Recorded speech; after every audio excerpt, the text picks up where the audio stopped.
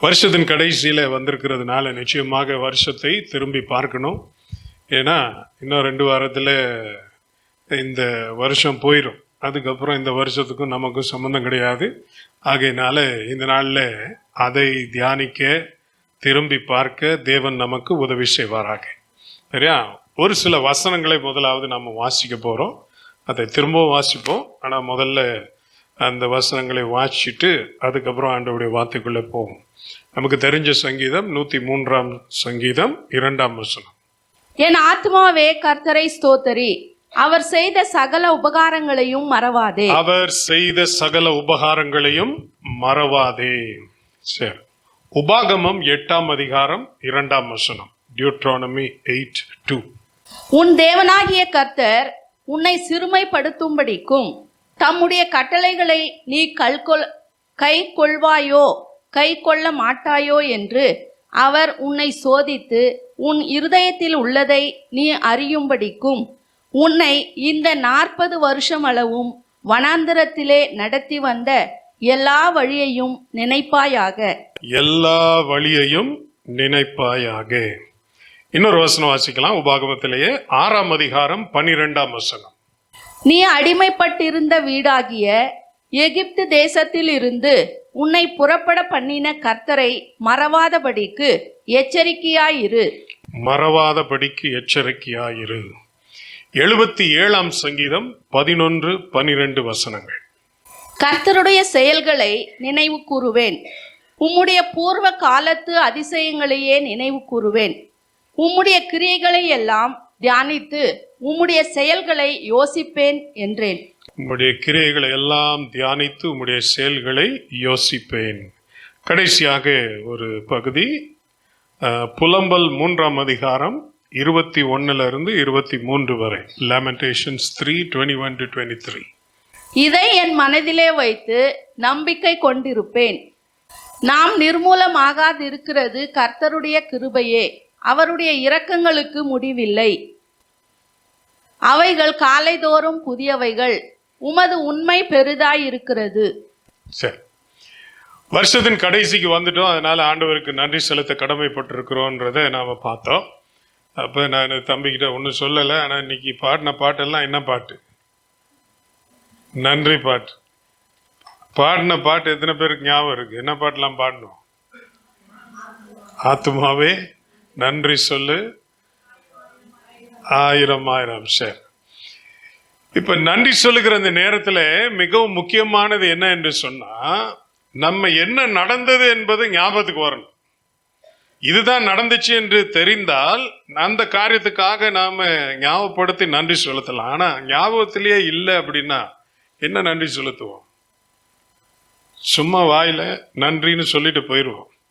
அப்ப நாம நன்றி செலுத்துவதற்கு நன்மையான காரியம் இருக்கிறது. இப்போ 1000 நன்மைகள்னு சொல்றோமே, இந்த 1000 நன்மைகள் எது? நம்முடைய வாழ்க்கையில உள்ள அந்த பல 100 இல்லை 1000 எத்தனை நன்மைகள் என்பது எது, என்ன என்று நாம் ஞாபகப்படுத்த வேண்டும். உண்மை என்னவென்றால், நமக்கு வாழ்க்கையில ஏற்படுற வலி ரொம்ப ஞாபகம் இருக்கும்.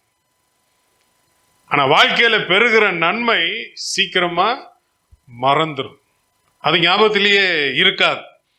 அப்ப எதெல்லாம் நம்முடைய மனசை உடைச்சிச்சோ திரும்ப திரும்ப அந்த காரியம் நம்முடைய நினைவுல வந்து கொண்டே இருக்கும். உதாரணமா யாராவது நமக்கு விரோதமா பேசிட்டாங்கன்னா, இரவுல படுத்து தூங்கிட்டு இருக்கும்போது கூட முழிச்சா உடனே என்னதான் வரும்?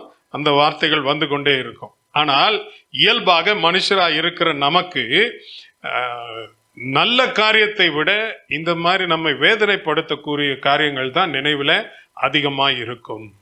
அப்ப என்னன்றதே ஞாபகத்தில் இல்லாதப்ப நன்றி சொல்லுவதற்கு எப்படி நமக்கு மனம் வரும் அப்படின்றது தான் பெரிய கேள்வி. ஆண்டவர் வருஷம் பூரா நம்ம எல்லாருக்கும் சாப்பாடு போட்டிருக்கிறார். யாருக்கு போடல? ஓகே. ஆனா சாப்பாடு இல்லாட்டி எப்படி இருக்கும்னு நமக்கு தெரியுமா?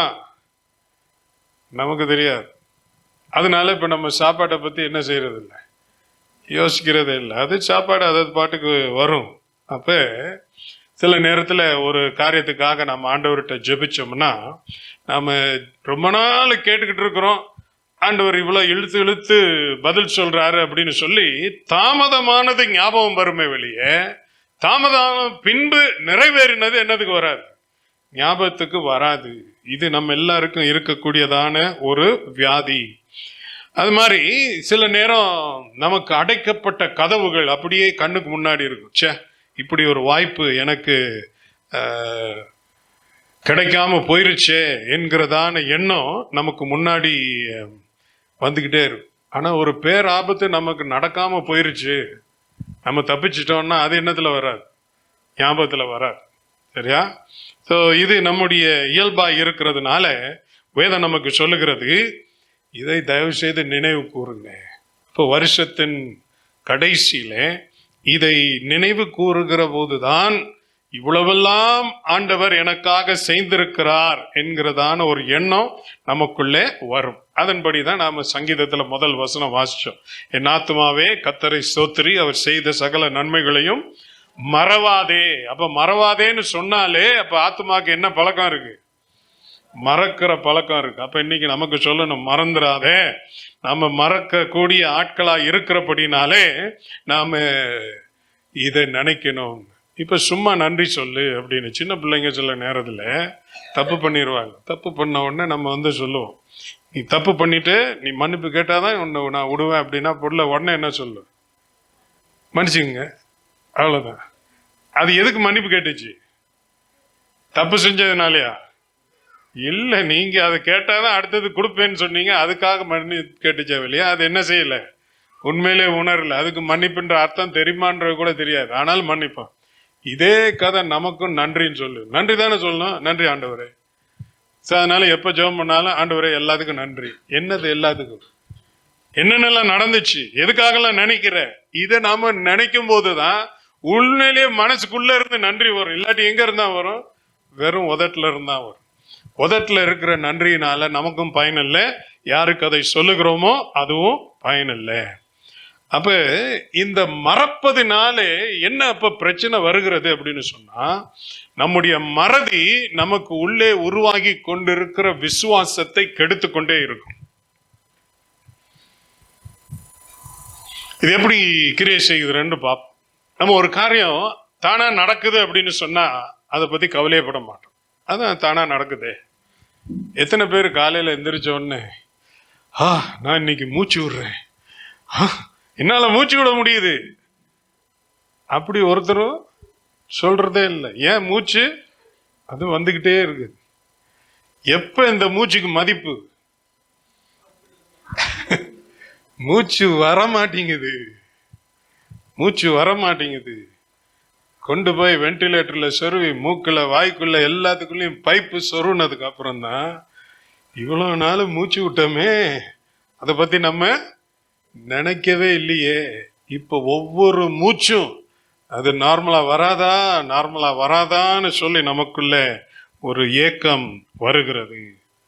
ஏன்னு சொன்னா ஆண்டவர் நாம நினையாம இப்படியே கொடுத்து கொண்டு இருக்கும் போது நமக்குள்ள ஒரு எண்ணம் என்னன்னா, அதெல்லாம் அப்படிதான் வரணும், அதெல்லாம் அப்படிதான் இருக்கணும், எனக்கு வேலை இருக்கணும், எனக்கு சம்பளம் இருக்கணும், எனக்கு வீடு இருக்கணும், எனக்கு பாதுகாப்பு இருக்கணும், நான் நினைச்செல்லாம் நடக்கணும். இதெல்லாம் நடந்துகிட்டே இருக்கிற வரைக்கும் நம்ம மனசே நமக்கு என்ன சொல்லும்? இதெல்லாம் உனக்கு நடந்தே ஆகணும், நீ யாரு அப்படின்ற மாதிரி நம்மள பெருசா தூக்கிடும்.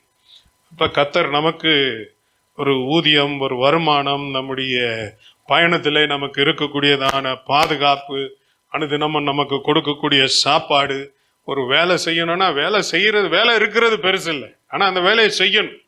இப்போ உங்களுக்கே தெரியும், முந்தையெல்லாம் சொல்லுவாங்க ஒயிட் காலர் ஜாப்னா பிரச்சனை இல்லை, ஜாலியா செஞ்சுட்டு போவாங்கன்னு. இப்ப கம்ப்யூட்டருக்கு முன்னாடி இருந்து வேலை செய்யற ஆளுக்கும் பிரச்சனை தான். கையில பிரச்சனை, கண்ணுல பிரச்சனை, இடுப்புல பிரச்சனை.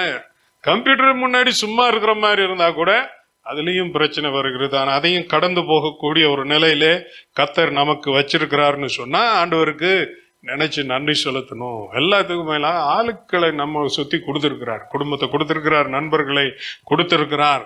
இது எதுவுமே தற்செயலா வரல. இதுக்கு பின்னாடி ஒரு ஆண்டவர் இருக்கிறார், நமக்கு தேவையானன்னு சொல்லி நம்ம அளவுக்கு ஏத்த மாதிரி இதை நம்மை கொடுத்து கொண்டு இருக்கிறார். ஆனால் இதை கவனியாமல் போனால் நன்றி கட்ட குணம் என்பது நம்மை அறியாமலே நமக்குள்ள இருந்து உருவாகும். இரண்டாவது, கர்த்தர் என்னெல்லாம் செய்தார் என்பதை நாம மறந்து விட்டோம் என்று சொன்னா, இன்னைக்கு வாழ்க்கையில நமக்கு வரக்கூடிய நெருக்கம், கஷ்டம், வேதனை திடீர்னு ஒண்ணு வந்துச்சுன்னு சொன்னா, அவைகள் எல்லாம் நம்மளை என்ன சொல்லும்னா, உனக்கு போச்சு, அவ்வளவுதான், இனிமேல் நீ தப்பிக்க மாட்ட, முடிஞ்சிச்சு அப்படிங்கிற ஒரு எண்ணத்தை கொடுத்துரும். நமக்கு எப்ப நிர்பந்தம் வருகிறது, நெருக்கம் வருது, நமக்கு சொல்லிட்டு வர்றதில்லை, திடீர்னு வரும். அப்ப நம்ம நினைக்கிறவக்குள்ள எல்லாம் நடந்து முடிஞ்சுக்கும். ஆனா அப்படி நடக்கிற நேரத்திலையும் நமக்கு கர்த்தர் என்னெல்லாம் செய்தார்னு ஞாபகம் இருந்துச்சுன்னா, இவ்வளவு நாள் செய்தவர் இனியும் செய்வார் என்கிற எண்ணம் வரும். ஆனா இதுவரைக்கும் செய்தது எல்லாம் மறந்துருச்சுன்னா, ஐயோ இப்படி ஒரு பெரிய கஷ்டத்துல நான் மாட்டிக்கொண்டேனே, நான் எப்படி இதை விட்டு வெளியே வரப்போகிறேன் என்கிறதான ஒரு எண்ணம் நமக்குள்ளே வந்துடும் இன்றைக்கு. அதனாலதான் வேதம் நமக்கு சொல்லுகிறது, மறந்துடாதே, என்ன வந்தாலும் சரி, வர்றது வரட்டும். அடுத்தது, மறந்துட்டோம்னு சொன்னா, நான் ஏற்கனவே சொன்ன மாதிரி, ஆண்டவரே உமக்கு நன்றி அப்படின்னு சொல்லும் போது அது உணர்வில்லாமல் சொல்லுகிற ஒரு நன்றி. என்ன, சில ஆட்கள் கர்த்தர் சமூகத்துல வந்தா ஒன்றும் பெருசா பாட்டெல்லாம் பாடியிருக்க மாட்டாங்க. ஆனா அவங்கள அறியாம ஒரு முகத்துல ஒரு சந்தோஷம், சில நேரம் இல்லாட்டி அவங்கள அறியாம ஒரு கண்ணீர் வருதுகிறது என்ன சொன்னா, அப்ப என்னத்தையோ ஆழமா நினைச்சிருக்கிறாங்க. இப்ப அவங்க பாட்டு பாடுறாங்க, இந்த மாதிரி ஆத்மாவே நன்றி சொல்லு அப்படின்னு பாடினா, அவங்க பாடும்போது அந்த எண்ணங்கள் எல்லாம் அவங்க மைண்ட்லயே இருக்கு. அப்படி இல்லாட்டி வந்து பாட்டு பாடிட்டு போற மாதிரிதான். அப்படியா, நமக்கு மியூசிக் சத்தம் கீபோர்ட்ல இருந்து வருகிறது, அந்த கீபோர்டு என்ன உணருது? நமக்கு நல்ல மியூசிக்லாம் கொடுக்குது, ஆனா அந்த கீபோர்டுக்கு ஏதாவது உணர்ச்சி இருக்கு? அது உணர்ச்சி இல்லை. அதை யார் அதை அமுத்துறாங்களோ அதுக்கேற்ற மாதிரி சத்தம் போடுமே வெளியே, அதுவா சொந்தமா செய்யறதுக்கு ஒன்றும் இல்லை. அதே மாதிரி ஒரு நிலைக்கு நாமும் போய்விடலாம். ஆகவே மற்றவங்களோட சேர்ந்து அந்த வார்த்தைகளை சொல்லுகிறதுனால, ஆண்டவரே உம்மை உயர்த்துகிறோம், ஆண்டவரே உம்மை அன்பு கூறுகிறோம், இதெல்லாம் நம்ம வாயில வார்த்தை வருமே வெளியே, அந்த வார்த்தைக்கும் நமக்கும் ஒரு தொடர்பு இல்லாமல் போய்விடும். அதனால்தான் வேதம் சொல்லுகிறது, இது எல்லாத்தையும் என்ன செஞ்சிடாத, மறந்துடாத. இரண்டாவதாக, நாம நினைவில் கொள்ள வேண்டியது நமக்கு பிடிச்ச காரியத்தை மாத்திரமல்ல. நம்ம வாழ்க்கையில சில காரியங்களை நினைவில் வைத்துக் கொள்ள விரும்புவோம். அதனால்தான் அந்த குறிப்பிட்ட ஒரு சூழல்ல நம்ம போய் அதுக்குரிய படங்களை எடுத்து வைத்துக் கொள்ளுகிறோம். இல்லாவிட்டா ஏதோ அங்கிருந்து ஒரு பொருளை கொண்டு வந்து வைத்து விடுகிறோம். இதெல்லாம் இந்த பொருளை பார்க்கும்போது அங்கே இருந்தோங்கிற ஒரு ஞாபகம் நமக்கு வரும் என்கிறதுக்காக இதெல்லாம் நாம செய்கிறோம். அப்ப நமக்கு பிடித்த காரியங்களை நாம விதமாய் செய்கிறோம். ஆனால் உபாகமம் 8ஆம் அதிகாரத்துல 2ஆம் வசனத்துல நாம் என்ன வாசிச்சோம்? கடைசியில என்ன சொல்லுகிறது? வனாந்திரத்திலே நடத்தி வந்த எல்லா வழியையும் நினைப்பாயாக. எல்லாத்தையும், ஓகே, 1 2 இல்லை. அப்ப மேல நம்ம பார்க்கும்போது ஆல் த வே, எல்லா வழியில என்னென்னலாம் உன்னை வந்து நடத்தினாரோ எல்லாத்தையும் நினைவு கொள் என்று சொல்லி வேதம் நமக்கு சொல்லுகிறது. பிடித்தது மாத்திரம் அல்ல, ஏன்னா நல்லதுதான் செய்கிறார் என்று சொல்லி அதை நினைவு கூறுகிறதுல தவறு இல்லை. ஆனா நல்ல நேரம் மாத்திரம் அல்ல, கடினமான நேரத்துல நம்ம கூட இருந்திருக்கிறார். நமக்கு கொடுத்ததான வெற்றி மட்டும் இல்லை, நமக்கு கொடுத்ததான பள்ளத்தாக்கின் அனுபவம், ஒண்ணுமே இல்லாம ஒண்ணுமே கண்ணுக்கு தெரியாம இருந்ததான நேரத்துல கேட்ட உடனே பதில் வந்த அந்த நேரத்துக்காக கர்த்தருக்கு ஸ்தோத்திரம். ஆனா வேறு சில நேரத்துல கேட்டு கேட்டு கேட்டு கேட்டு, தமிழ்ல அந்த நாட்கள்ல ஒரு பாட்டு இருக்கும், இப்ப யாரும் பாடுறது இல்லை, சாலைமின் ராஜா தங்கையின் ராஜா சுவாமி வாருமேனு. அதுல ஒரு லைன் வரும், எட்டி எட்டி பார்த்து கண் அண்ணாந்து பார்த்து கண் பூத்து போனதேன். இப்படி பார்த்து பார்த்து பார்த்து பார்த்து கண் பூத்து போச்சு, அவ்வளோ நாள் பார்த்து. அப்ப சில நேரம் காத்திருந்த நேரம் நிச்சயமாக உண்டு, நாம கொண்டாடின நேரம் உண்டு. ஆனா கண்ணீர் விட்ட நேரம் அது நம்ம பெருசா படம் பிடிச்சு வைக்கிற நேரம் அல்ல. ஆனா கண்ணீர் விட்ட நேரமும் உண்டு. சரியா? நம்ம எல்லாம் சிரிக்கும் போது அதை படம் எடுத்து வச்சுக்கிறோம். ஆனால் கண்ணீர் விடும்போது யாரும் நம்ம படம் எடுக்கிறது இல்லை. எங்கேயாவது மீட்டிங் போனீங்கன்னா நீங்கள் கண்ணீர் விட்டால் உடனே டைன்னு பிடிச்சி அதை எடுத்துடுவாங்க. ஆனால் மற்றபடி நம்ம ரூமில் உட்காந்து கண்ணீர் விட்டால் யார் படம் எடுக்க போகிறா? ஆனால் நம்முடைய வாழ்க்கையில் எல்லாமே இருந்துச்சு. எல்லாருக்குமே அப்படி தானே? சந்தோஷமாக இருந்தீங்க, சிரிச்சிங்க, குடும்பம் ஒன்றா இருந்தீங்க. அப்போ நினச்சிங்க இந்த குடும்பம் இப்படி தான் வாழ்க்கை பூரா இருக்க போகுதுன்னு. அடுத்த நாளே சண்டை ஆரம்பிச்சிருச்சு. இதெல்லாம் கேள்விப்பட்டிருக்கீங்களா இல்லையா? கேள்விப்பட்டதும் உண்டு, அனுபவிச்சதும் உண்டு. சில நேரம் வீட்டில் நம்ம காசை கொண்டு போய் வைக்கும்போது அட்டேங்கப்பா நம்மலாம் பெரிய ஆள் ஆகிட்டோம், இவ்வளோ காசு இருக்க அப்படின்னு பார்த்தா ஏதோ ஒன்று நடந்துச்சு, எல்லா காசும் போயிடுச்சு. கடைசியில் அந்த இடத்துல போய் பார்த்தா என்ன இல்லை? ஒன்றுமே இல்லை. நம்ம எல்லார் வீட்லேயும் காசு வைக்கிறதுக்கு ஒரு இடம் வச்சுருக்கீங்கல்ல, எனக்கு சொல்ல வேண்டாம், உங்களுக்கு தெரியும்ல. சரி, அங்கே சில நேரம் காசு இருந்துச்சு, சில நேரம் காசே இல்லை, பல நாள் காசே இல்லை. ஆனால் அப்பையும் ஆண்டவர் நடத்தினார். எல்லாவற்றையும் நினைவு கூர் என்று சொல்லுகிறார். சில நேரம் கதவு திறந்தது, திறவுன்னு நமக்கு அதெல்லாம் உற்சாகம். ஸோ இதெல்லாம் அருமையான விஷயம் அப்படின்னு. சில நேரம் கதவு அடைக்கப்பட்டது. கதவு அடைக்கப்படும் போது அதில் ரெண்டு விஷயம் இருக்கு. நம்ம இன்னைக்கு வீட்டுக்கு உள்ள இருந்துட்டு கதவை அடைச்சிக்கிறோம். எதுக்கு கதவு அடைக்கிறோம்? பாதுகாப்பா இருக்கிறது. வெளியில இருக்கிற எந்த அபாயமும் உள்ள வந்துடக்கூடாது அப்படின்னு பாதுகாப்பா இருக்கும். அப்ப சில நேரம் நமக்கு கதவு அடைக்கப்பட்டது என்ன, அந்த பக்கத்துல இருக்கிற தீங்கு நம்ம பக்கம் வந்துடக்கூடாதுன்றது. அப்ப ஆண்டவர் நம்முடைய வாழ்க்கையில கதவை அடைச்சார். இன்னைக்கு அந்த அடைக்கப்பட்ட கதவுகளுக்காக நாம ஆண்டவருக்கு நன்றி செலுத்தணும். நான் ஏற்கனவே சொன்ன மாதிரி சில காரியம் அப்படி டக்கு டக்கு டக்குன்னு நடக்குது. அது உண்மையிலேயே சர்ச்சில் வந்து வயிற்றுச்சலோடு போகிறவங்க சில பேர் இருக்கிறாங்க. ஏன்னு கேட்டால் நம்ம வந்து ஜெபிச்சுக்கிட்டே இருக்கிறோம், ஒன்றும் நடக்க மாட்டேங்குது. பாரு, நேற்று வந்தாங்க, ஜெபிச்சாங்க, நடந்துருச்சு, சாட்சி வேற சொல்கிறாங்க, நம்ம நிலைமை மட்டும் இன்னும் இப்படியே இருக்குதே. அப்போ வெயிட்டிங்கில் இருக்கிறவங்க உடனே நடக்கும்போது சில நேரம் பிரச்சனைகளுக்காக போராட்டங்களுக்காக ஜெபிக்கிறோம், உடனே தீந்துருது. வேறு சில நேரம் ஜெபிச்சு கொண்டே இருக்கிறோம், போராட்டம் கூடுதே வெளியே தீர்றதான வழி கண்ணில் தெரிய மாட்டேங்குது. ஆனால் ஆண்டவர் சொல்லுகிறார், எல்லாவற்றையும் நினைச்சுக்கோ.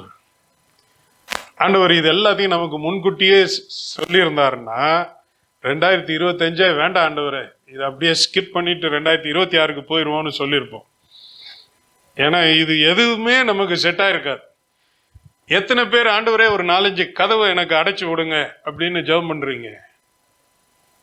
இப்ப 2026க்கு அப்படிதான் கேட்பீங்களா? ஆண்டவரே, நான் போற ஒரு 4-5 இடத்துலயாவது கதவை டப்பு டப்பு டப்புன்னு அடைக்கணும் ஆண்டவர். எல்லாம் ஜெபிக்கிறது எப்படிதான்?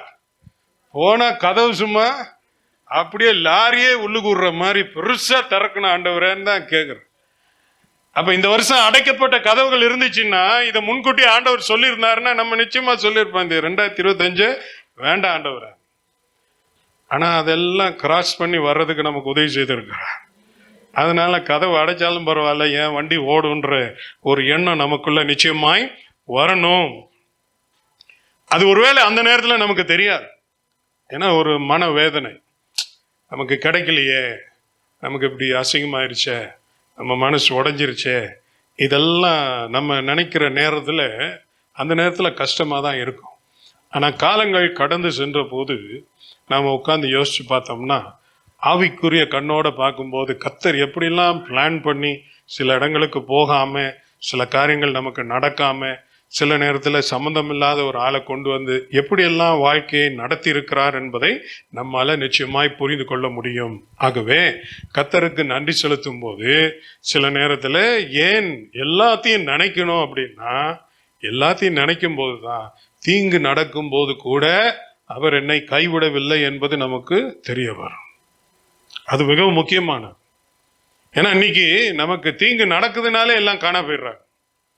நம்ம கஷ்டம் வந்துருச்சுன்னா யாரும் நம்ம கூட நிக்க மாட்டுறாங்க. ஆனாலும் கர்த்தர் நம்ம கூட நின்றுக்கிறார் என்பது நமக்கு இருக்கக்கூடிய ஒரு மிகப்பெரிய ஆறுதல். ஆமென். அடுத்த வசனம் வாசிப்போம். உபாகமம் 6ஆம் அதிகாரம் 12ஆம் வசனம். உபாகமம் 6:12. நீ அடிமைப்பட்டிருந்த வீடாகிய எகிப்து தேசத்திலிருந்து உன்னை புறப்பட பண்ணின கர்த்தரை மறவாதபடிக்கு எச்சரிக்கையாயிரு. கர்த்தரை மறவாதபடிக்கு எச்சரிக்கையாயிரு. இப்ப இந்த எச்சரிக்கையாயிருங்கிறது கொஞ்சம் கடினமான வார்த்தை தான்.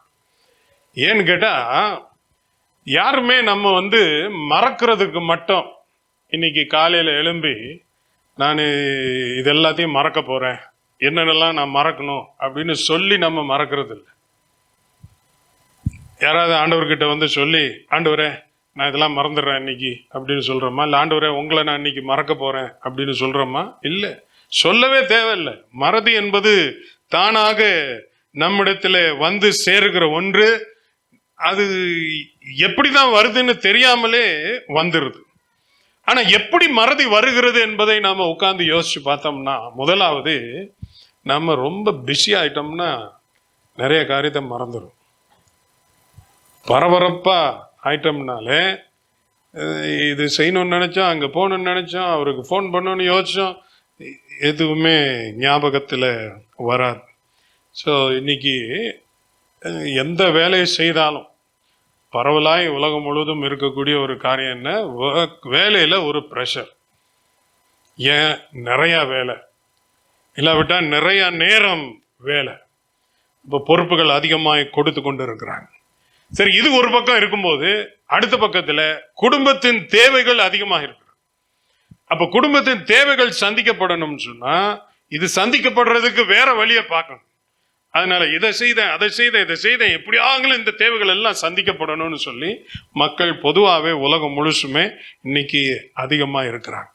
அடுத்தது, இந்த நிறைய வேலை என்று சொல்லதை விட இன்னைக்கு சில இடத்துல வேலைன்னு கொடுக்கும்போது சொல்றாங்க, இந்த வேலையை நான் உனக்கு கொடுத்துருக்கிறேன், இந்த டைம்குள்ள நீ இதை முடிச்சாகணும். சரி, ஒரு தடவை முடிச்சோம், ரொம்ப கஷ்டப்பட்டு கடினமாக உழைச்சி யோசிச்சு முடிச்சோன்னா அதோட விடுறதில்லை. திருப்பி அடுத்த நாள் வரும்போதும் திருப்பி ஒரு டெட்லைன் கொடுத்து, இந்த டெட்லைனுக்குள்ள இதை முடிச்சு ஆகணும் அப்படின்னா, நம்ம மிஷின் இல்லையே, நம்ம ஃபேன் சுத்திட்டு இருக்கு, ஸ்பீடு பத்தலைன்னா திருப்புறம் அது ஸ்பீட் ஆயிருது.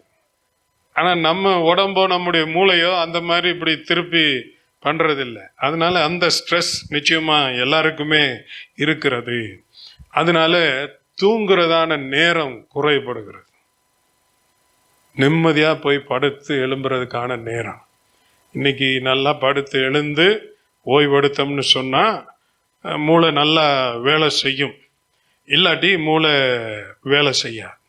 இதனால காலையில எழும்பி ஆண்டவரை தேடுறதுக்கு நமக்கு டைம் இல்லாமல் போயிடும், பிஸி ஆயிரும். இப்போ இது மற்ற மார்க்கத்தில் மாதிரி நம்ம ஆண்டவரும் இருந்தாருன்னா, அவரை எங்கேயாவது ரோட்டு ஓரமாக நிற்க சொல்லிட்டு, ஆண்டவரே நான் ஆஃபீஸ் போகும்போது உங்களை ஒருக்க பார்த்து ஹலோ ஆண்டவரே அப்படின்ட்டு போயிடலாம். அவர் என்ன சொல்றாரு, உட்காருன்றார். அப்போ நம்ம ஆண்டவர் சொல்கிறேன், என் நிலைமையே புரிஞ்சிக்க மாட்டேங்களேன், நான் இவ்வளோ டென்ஷனில் இருக்கிறேன், என்ன போய் நீங்கள் உட்காருங்கன்னா என்னால் உட்கார முடியாது. சரி போ. போய் அப்போ முட்டிட்டு நிற்கும் போது இதுக்கு தான் சொன்னேன் உட்காருன்னு. அதுக்கப்புறம் உட்காருறியே, முன்னாடியே உட்கார்ந்துருந்தேன்னா சந்தோஷமா இருந்திருப்பியே, நம்மளால முடியல. அப்ப இது தொடர்ந்து போய்கொண்டே இருக்கிறது. அடுத்தது என்னன்னு சொன்னா, சிலருக்கு ஆண்டவர் நல்ல வசதியை கொடுத்திருக்கிறார், நமக்கு ரிலாக்ஸ் பண்றதுக்கான வாய்ப்பு இருக்கு, நம்ம தேவைகள் எல்லாம் நல்லாவே சந்திக்கப்படுகிறது, எதை பற்றியும் கவலைப்பட தேவையில்லை. ஒரு காலத்தில் நம்ம ஆண்டவரே ஒரு நல்ல வேலையை தாரோம், நல்ல வேலையை தாரோம், நல்ல வேலையை தாரோம், வேலை தான் வந்துருச்சு. ஆண்டவரே நல்ல வருமானத்தை தாரோம், வருமானமும் வந்துருச்சு. இப்போ கேட்குறதுக்கு ஒன்றும் பெருசாக இல்லைன்னாலும் இந்த மறதி நிறைய ஆயிரும். ஏன்னா அந்த வயிற்று வலியெல்லாம் இருக்கும்போது ஜபம் பயங்கரமாக போச்சு, உபவாசம் போச்சு. என்ன உபவாசத்தில் இருந்து அப்படி ஜபிச்சு, நைட்டெல்லாம் ஜபிச்சு, பிரதர் எனக்கா ஜோம் பண்ணுங்க, சிஸ்டர் ஜோம் பண்ணுங்க. இப்போ அதெல்லாம் ஒன்றும் இல்லையா, நல்லா இருக்கிறாங்க, எனக்கு ஒரு பிரச்சனை இல்லை அப்படின்னு. அப்போ என்ன ஒரு நினைப்பு வந்துடுது, வாழ்க்கைனா இப்போ எனக்கு என்னன்னு தெரிஞ்சிச்சு, நல்லா நான் கையில் பிடிச்சிட்டேன், இப்போ இனி நான் வாழ்ந்துருவேன், எனக்கு யாருடைய உதவியும் தேவையில்லை அப்படின்னு சொல்லும்போது விசுவாசம் நம்மள்ட்ட இருந்து கரைஞ்சி கரைஞ்சி காத்தா போயிடும். என்ன ஜாஸ்தி ஆயிரும், என்னால முடியும் என்கிற எண்ணம் அதிகமாயிரும். ஸோ இதெல்லாம் வந்துச்சுன்னா எங்க நம்ம வாழ்க்கை ஆரம்பிச்சிச்சு, எப்படி ஆண்டவர் நமக்கு உதவி செய்து கொண்டு வந்தார் என்பதெல்லாம் மறந்து போய்விடும். வேற என்ன அப்படின்னு பார்த்தா, நம்ம ஏற்கனவே வந்ததை பத்தி கவலைப்படாம இன்னும் எனக்கு இது வேணும் அது வேணும் அப்படின்னு சொல்லி வேற ஒரு காரியத்தை கேட்டு கேட்டு வாங்கி கொண்டே இருக்கு. எவ்வளோ கொடுத்தாலும் திருப்தி அடையாத ஒரு நிலை.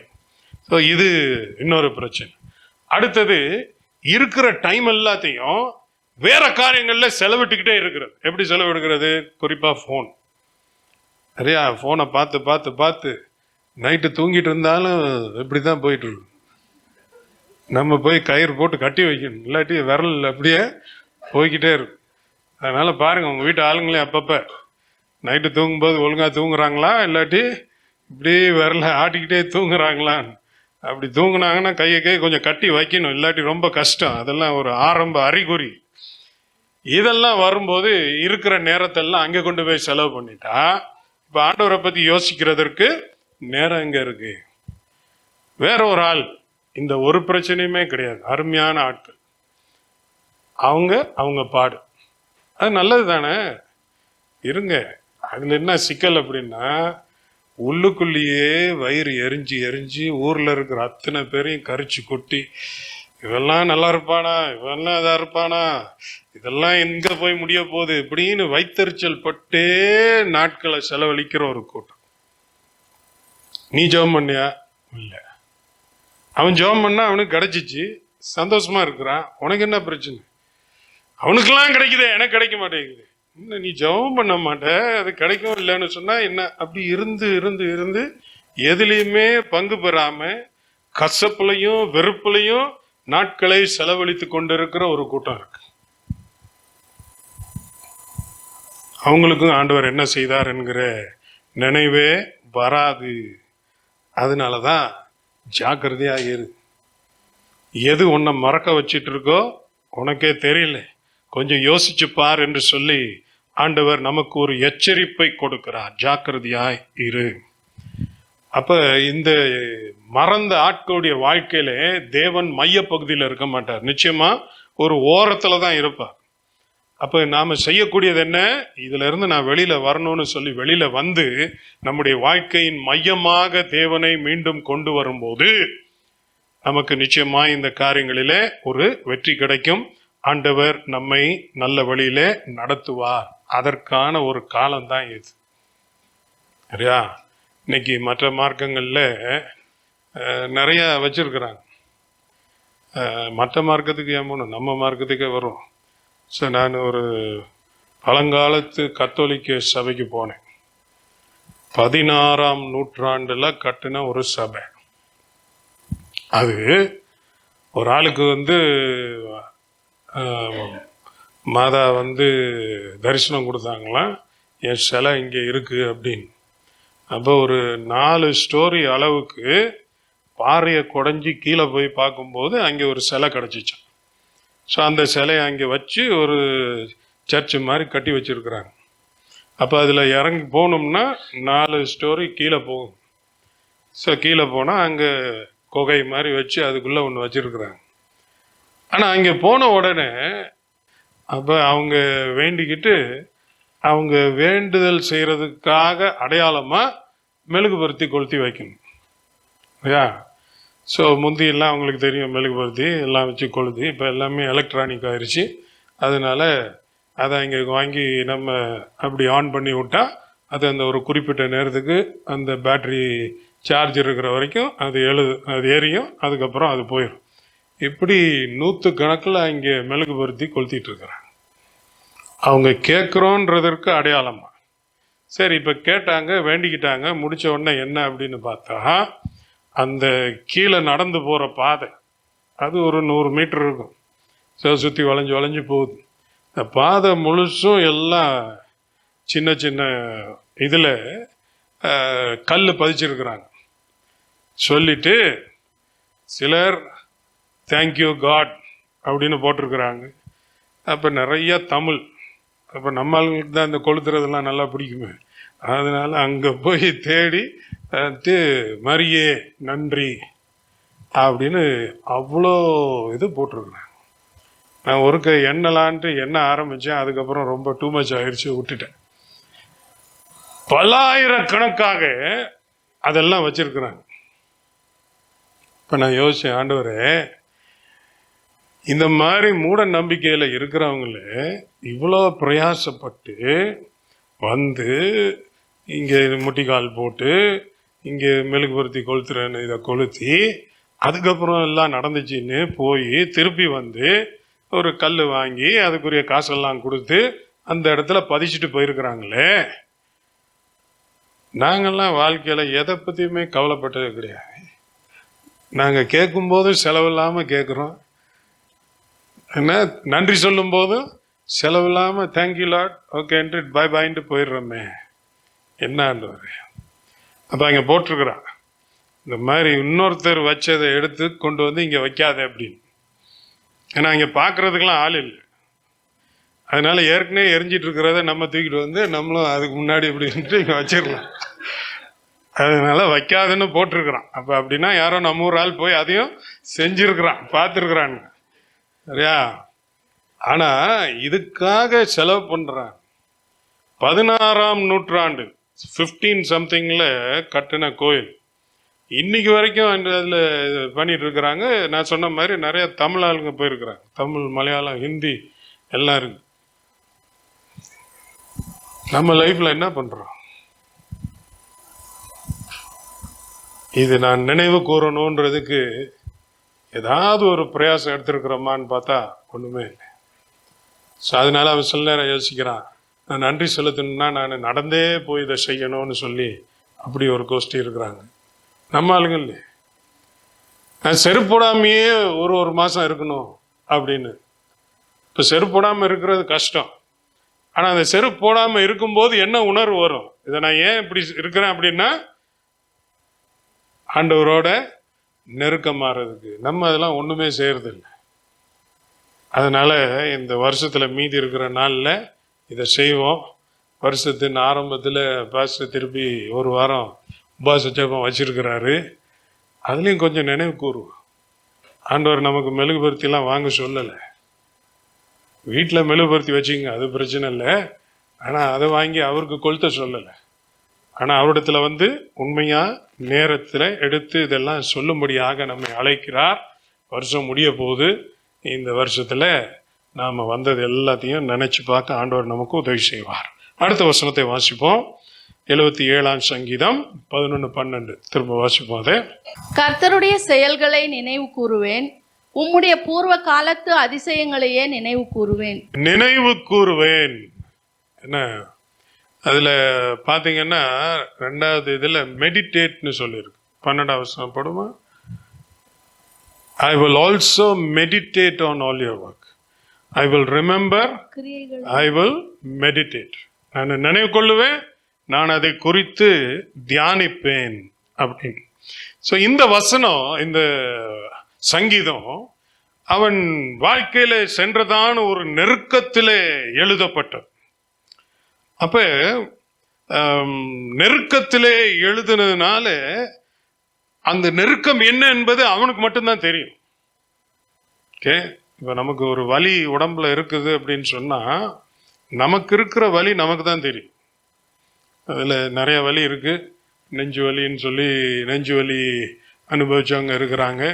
கிட்னியில் கல் அடைச்சிக்கிச்சின்னு சொல்லி எங்கே தான் உடம்புல வலிக்குதுன்னு தெரியாமையே அங்கன்னு வலி பார்த்தவங்க இருக்கிறாங்க. இதெல்லாம் அவங்களுக்கு மட்டும்தான் தெரியும். அப்போ அப்படி ஒரு நிலையில இருந்து அவன் சொல்லுகிறான், நான் அதை மறக்க மாட்டேன், அதிலிருந்து என்னை வெளியில் கொண்டு வந்தார், இப்போ நான் அதை குறித்து தியானிப்பேன்.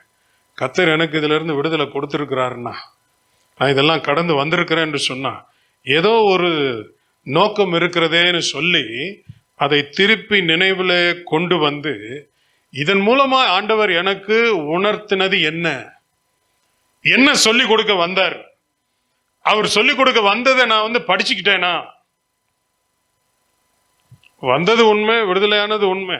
ஆனால் இந்த தியானிக்கும் போது தான் நான் என்ன கேள்வி கேட்குறேன், இதனால எனக்கு என்ன லாபம் என்கிறதான கேள்வி. அப்போ நான் தெரிஞ்சு கொள்ளுகிறேன், இந்த மாதிரி வந்தவங்களுக்கு வேற என்ன பிரச்சனைலாம் வந்திருக்கு, ஆனால் அதெல்லாம் வராமல் என்னை காத்து கொண்டாரே, இப்பையும் என்னுடைய ஜெபத்தை கேட்கிறாரே என்கிற எண்ணம் அப்பொழுது தான் வரும்.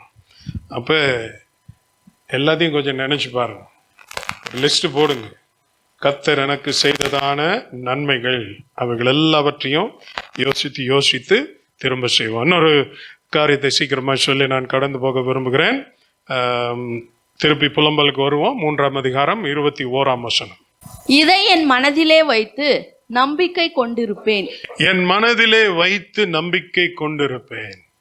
இங்கிலீஷில் பார்த்தீங்களா, ரீகால். திருப்பி நான் அதை கொண்டு வருகிறேன், இதை நான் யோசித்து கொண்டே இருப்பேன். ஏன்னுன்னா இது எனக்கு ஒரு நம்பிக்கை கொடுக்கிறது. அப்போ அடுத்தாற் போல இருக்கக்கூடிய வசனத்தில் 22ஆம் வசனத்தில் என்ன வாசிக்கிறோம், இதெல்லாம் எனக்கு ஒன்றும் ஆகாமல் கர்த்தர் என்னை காத்திருக்கிறார். இப்படிலாம் வந்ததுக்கு நம்ம என்னவோ ஆயிருக்கணும். ஸோ முந்திலாம் இது சொல்லும்போது ஒரு சிலருக்கு தான் அப்படி நிலைமைன்னு நினைப்போம். ஆனால் கோவிட் வந்த பிறகு உலகத்தில் இருக்கிற எல்லாருக்குமே சாகிறதற்கான ஒரு சூழல் வந்துச்சு. இதுவரைக்கும் நம்மளுடைய லைஃப் டைம்ல அந்த மாதிரி ஒரு நிலைமை வந்ததில்லை. இப்போ நம்ம எங்கேயோ ஒரு இடத்துல வெள்ளம் வந்துச்சுன்னா நம்ம சொல்லணும், அங்கே வெள்ளம் வந்துச்சு, நமக்கெல்லாம் வெள்ளம் இல்லை அப்படின்னு. கோவிட் மட்டும் கண்ணுக்கு தெரியாம உலகத்தில் இருக்கிற எல்லா இடத்துக்கும் போச்சு, எல்லா இடத்துக்கும். ஆனா அதை விட்டு நாம் வெளியில் வந்திருக்கிறோம். இப்போ அந்த கோவிட் காட்சிகள் எல்லாம் இப்போ நம்ம பார்க்கறதில்ல. அந்த நாட்களில் நம்ம ஒரு வேளை பார்த்துருப்போம் நியூஸில், எப்படி எரிக்கிற இடத்துல வரிசையாக அடுக்கி விட்டு அதுக்கு மேலே கொண்டு வந்தால் இன்றைக்கி முடியாது நாளைக்கு வான்னு சொன்னதான நாட்கள் உண்டு. அடக்கம் பண்ணுற இடத்துல தயவுசெய்து கொண்டு வராதிங்க, இன்றைக்கி அடக்கம் பண்ணுறதுக்கு ஏற்கனவே ஃபுல்லாக இருக்கிறோம், தோன்றதுக்கு ஆள் இல்லை, வைக்கிறதுக்கு ஆள் இல்லைன்னு சொன்ன காலம்லாம் உண்டு. ஆனால் அதெல்லாம் கடந்து வர்றதற்கு ஆண்டவர் நமக்கு உதவி செய்திருக்கிறார். அதனால தான் நாம் இந்த வசனம் சொல்கிறோம், இப்படிலாம் நமக்கு ஒன்றும் ஆகாமல் இருக்கிறது அவருடைய கிருபை, அவருடைய இரக்கங்களுக்கு முடிவு இல்லை. ஆண்டவர் அதை சப்ளை பண்ணிக்கிட்டே இருக்கிறதுனால என் வண்டி ஓடுறது என்று நம்மால நிச்சயமாய் சொல்ல முடியும். இதுல இருந்து நான் என்னத்தை கற்றுக்கொள்கிறேன், என்னுடைய வாழ்க்கையில கிரியை செய்கிறதை கர்த்தர் நிறுத்தி கொள்ளவில்லை.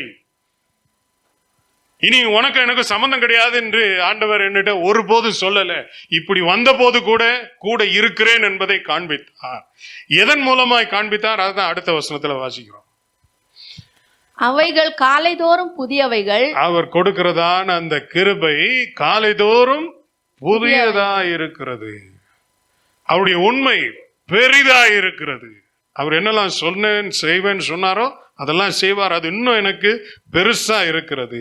அப்ப எனக்கு நேரிட்ட காரியங்கள் எல்லாம் பயங்கரம், கஷ்டம் இதெல்லாம்.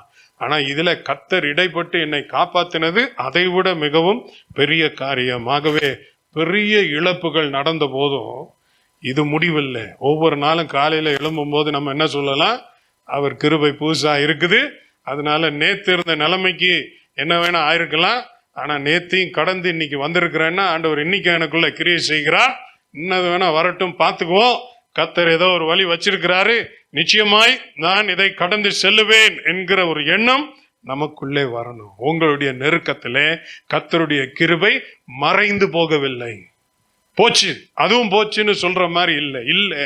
ஒவ்வொரு நாளும் காலையில புதுசா இருக்குது. அதே வார்த்தையை இன்றைக்கும் சொல்லுகிறார்.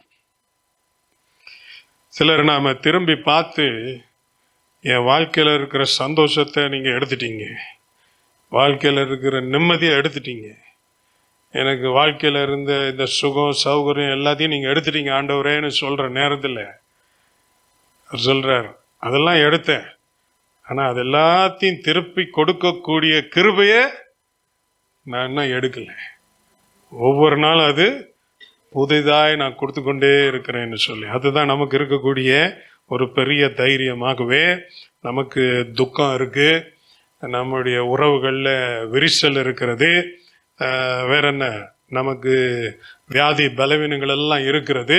ஸோ இதெல்லாம் ஒரு பக்கம் இருந்தாலும் காலையில கண் விழிக்கும் போது அவர் சொல்றார், இன்னைக்கு நான் உனக்கு என் கிருபையை கொடுக்கிறேன். அப்ப விலகி போகாத தேவன், அவருடைய கிருபை, அவருடைய உண்மை, அவருடைய இரக்கம் இன்றும் நம்மோடு கூட இருக்கிறது. திரும்பி முதல்ல ஆரம்பிச்ச அதே வசனத்துக்கு வருவோம். 103ஆம் சங்கீதம் 2ஆம் வசனம், என் ஆத்துமாவே கர்த்தரை ஸ்தோத்திரி, அவர் செய்த சகல உபகாரங்களையும் மறவாதே. ஆண்டவருக்கு பாராட்டு தேவையில்லை. வாழ்க்கை வாழ்றதுக்கு நம்பிக்கை யாருக்கு தேவை? நமக்கு தேவையா, ஆண்டவருக்கு தேவையா? நமக்கு தான் தேவை. அந்த நம்பிக்கையை நமக்கு கொடுக்கறது தான் ஆண்டவர் சொல்றாரு. இதெல்லாம் நினைச்சு நீ நன்றி சொல்லி போய்கிட்டே இரு. அப்ப எதெல்லாம் உன் வாழ்க்கையில வந்தாலும் உன்னால நிச்சயமாய் அதை எதிர்கொள்ள முடியும், கடந்து செல்ல முடியும். ஆகவே பின்னாடி திரும்பி பார்ப்போம். கர்த்தர் நமக்கு நிறைய நன்மைகளை செய்திருக்கிறார், தேவைகளை சந்தித்திருக்கிறார். நமக்கு அள்ளி அள்ளி தங்கமும் பொண்ணுமா எடுத்து கொடுக்கல, ஆனாலும் நம்முடைய தேவைகளில் அனுதின காரியங்களை செய்திருக்கிறார். பெங்களூர்ல என்னென்னலாமா நடக்குது, ஆனாலும் கர்த்தர் நமக்கு பாதுகாப்பை கொடுத்திருக்கிறார். என்ன செய்யறதுன்னு தெரியாம இன்னைக்கு டிப்ரெஷனுக்குள்ள போற ஆட்கள் இருக்கிறாங்க, மென்டல் இல்னஸ்ல போற ஆள் இருக்கிறாங்க. இனி நீங்கள் வேலை செய்வதற்கு மன ரீதியா நீங்க தகுதி இல்லைன்னு சொல்லி வேலையில இருந்து நீக்கப்படுகிற ஆட்கள் இருக்கிறாங்க. ஆனா நமக்கு என்னெல்லாம் நடந்தாலும் மூளை இன்னும் நல்லா வேலை செய்யும். நம்ம மூளை கெட்டு போச்சுன்னா நம்ம கரெக்ட் பண்ணிக்க முடியும்? யோசிச்சு பாத்தீங்களா? உங்க மூளை கெட்டுருச்சு, நீங்களே போய் கரெக்ட் பண்ணிடுவீங்களா? எல்லாம் நடந்தாலும் இன்னும் மூளை வேலை செய்யுதே. ஆண்டவரே இதற்காக ஸ்தோத்திரம். நல்லா தூங்கி எழும்புறனே ஸ்தோத்திரம். என்ன நீங்க நிறைய நேரத்துல அப்படியே நெருக்கி ஒரு இடத்துல உட்கார வச்சீர், அதுவும் என்ன திருத்துறதுக்கு தான் நான் ஏற்றுக்கொள்ளுகிறேன் ஆண்டவரே அப்படின்னு சொல்லி ஆண்டவருக்கு நன்றி செலுத்துவோம். அதனால அடைக்கப்பட்ட கதவுகள் நிச்சயமா நமக்கு நிறைய இருக்கு. அதனால அடைச்சிட்டீரேன்னு சொல்லி துக்கத்துல அடுத்த வருஷத்துக்கு போகாதீங்க. நீங்க சொல்லுங்க, நீங்க அடைச்சது அதுக்கு அந்த பக்கத்துல இருந்த தீங்கிலிருந்து என்னை காப்பாற்றுவதற்கு என்று சொல்லி நான் நினைத்து உமக்கு நன்றி செலுத்துகிறோம். நீர் என்னை ஒரு நாளும் மறக்க போவதில்லை. நான் எவ்வளோ பிஸியா இருந்தாலும் அப்பான்னு கூப்பிட்டா பதில் கொடுப்பதற்கு, செவி கொடுப்பதற்கு நீர் ஆயத்தமாய் இருக்கிறீர். இன்னைக்கும் அவர் தைரியமா எந்த நேரத்திலையும் கூப்பிடலாம்ல. நம்ம நமக்கே தெரியும், நம்ம நல்லா இருக்கும்போது கூப்பிடுறத விட நெருக்கத்துல வரும்போது நம்மளுடைய டோனே மாறிடும். அப்பா ஆண்டவரே, சும்மா ஆண்டவரே நன்றி அப்பா அப்படி இப்படின்னு அப்படி ஜபிக்கிற ஒரு சீசன் இருக்குது. இது சவுண்டு மாறிச்சுனாலே அங்க என்னவோ மேட்ரு இப்ப இருக்கு அப்படின்னு. அப்ப ஆண்டவர் சொல்லலாம், அப்ப மட்டும் அப்படி ஸ்டைலா போனேன், இப்ப என்ன வர அப்படின்னு ஆண்டவர் கேட்டாருன்னா நம்ம நிலைமை என்ன வர? அதனால அப்பயும் கேட்டாரு, இப்பயும் கேட்கிறாரு. கர்த்தர் நம்மோடு கூட என்றும் இருக்கிறார்.